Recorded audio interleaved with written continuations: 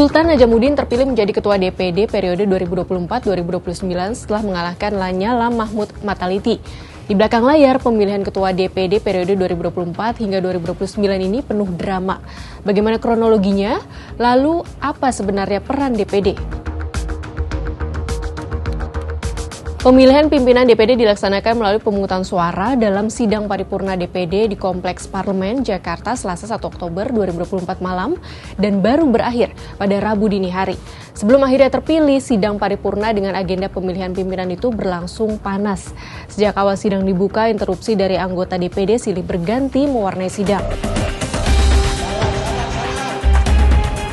Di fase awal sidang, anggota DPD meributkan soal syarat dukungan 25% atau 38 dukungan dari total anggota DPD, plus paket calon pimpinan yang harus menyertakan satu anggota DPD perempuan sebagai bentuk keterwakilan perempuan.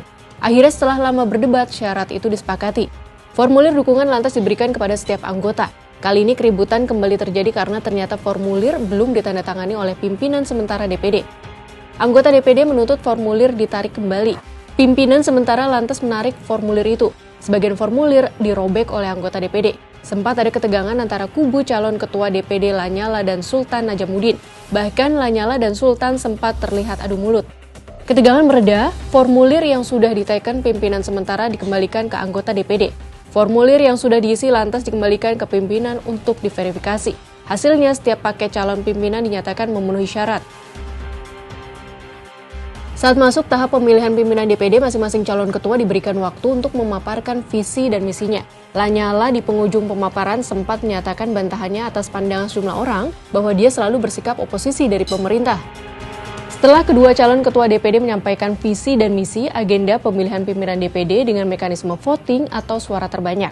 Saat perhitungan suara, ketegangan pun masih terjadi. Beberapa kali anggota DPD menginterupsi proses penghitungan suara, tetapi akhirnya dapat dilanjutkan.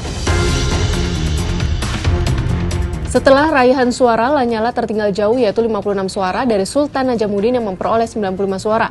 Lanyala akhirnya menghampiri Sultan Najamuddin, memberi selamat dan berfoto bersama. Di luar dari drama pemilihan ketua DPD, sebenarnya apa peran lembaga ini? DPD adalah lembaga negara yang diakui secara konstitusional mewakili aspirasi serta kepentingan daerah terutama dalam pengambilan keputusan politik tingkat nasional. Fungsinya diatur dalam pasal 22D Undang-Undang 1945 yaitu fungsi legislasi, pengawasan, dan pertimbangan kepada DPR. Fungsi legislasi DPD yaitu pengajuan usul rancangan undang-undang, pembahasan rancangan undang-undang. Bidang yang terkait adalah otonomi daerah, hubungan pusat dan daerah, pembentukan, pemekaran, dan penggabungan daerah, pengelolaan sumber daya alam dan sumber daya ekonomi lainnya, perimbangan keuangan pusat dan daerah.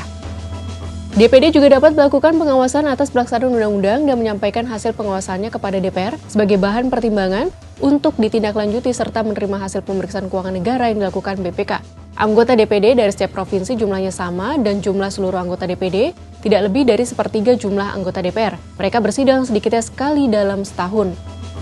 Semoga tidak ada lagi drama-drama di DPD karena yang terpenting setelah terpilih, ia bekerja untuk rakyat.